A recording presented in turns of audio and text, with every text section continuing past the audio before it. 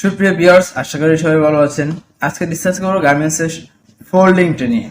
যে ফিনিশিং সেকশনে যে ফোল্ডিং করে থাকে তার জন্য কি কি প্রকারভেদ রয়েছে এবং এই ফোল্ডিংটা কিভাবে করে, কেন এইভাবে করা হয়, সবকিছু নিয়ে ডিটেইলস আলোচনা করা হবে এই ভিডিওতে। তার আগে যারা এখনো চ্যানেলটা সাবস্ক্রাইব করেনি অবশ্যই সাবস্ক্রাইব করবেন। এই গার্মেন্টসের ফোল্ডিংটা কেন করা হয়? প্রত্যেকটা বাইরে কিন্তু ইনস্ট্রাকশন থাকে, তার একটা পেকিং ম্যানুয়াল থাকে বা পেকিং এসওপি থাকে বলতে পারেন।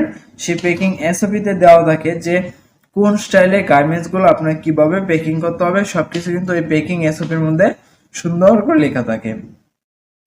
এখন আসেন যে আমরা যে ফোল্ডিং অ্যাপ্রুভ গুলো দেখি, যে ফিনিশিং সেকশনে যে ফোল্ডিং অ্যাপ্রুভ অনুযায়ী আমরা ফোল্ডিং করে দেখি, সেই অ্যাপ্রুভটা কোথায় হতে আসে?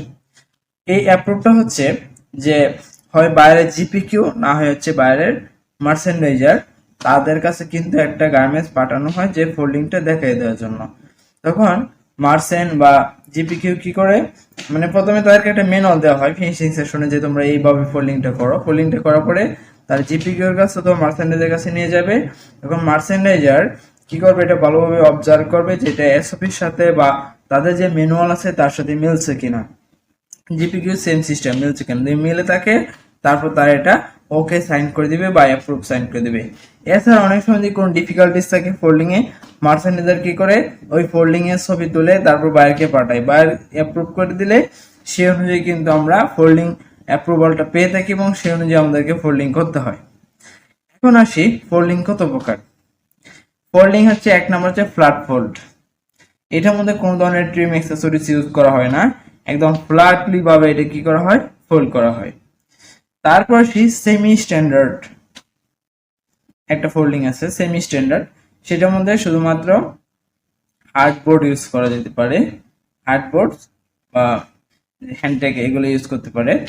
সেটা হচ্ছে হলো সেমি স্ট্যান্ডার্ড, এবং হ্যান্ডটেক সবগুলো দেখতে পারে, কিন্তু একটা হার্ডবোর্ড ইউজ করে আর কি, সেমি স্ট্যান্ডার্ড।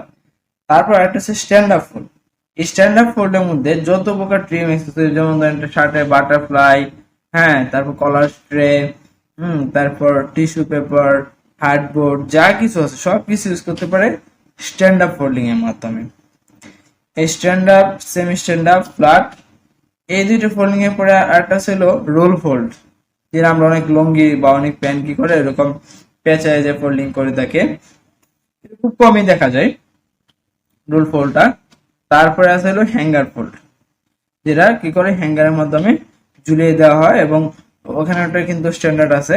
এই হ্যাঙ্গার ফোল্ড, রোল ফোল্ড, এই স্পেশালি যে ফোল্ডিং এর কথা বললাম, যে 5 প্রকার ফোল্ডিং এর কথা বললাম, এই 5 প্রকার ফোল্ডিং এ কিন্তু সবচেয়ে বেশি প্রচলিত রয়েছে এবং এগুলাই কিন্তু গার্মেন্টস এর ক্ষেত্রে ইউজ করা হয়।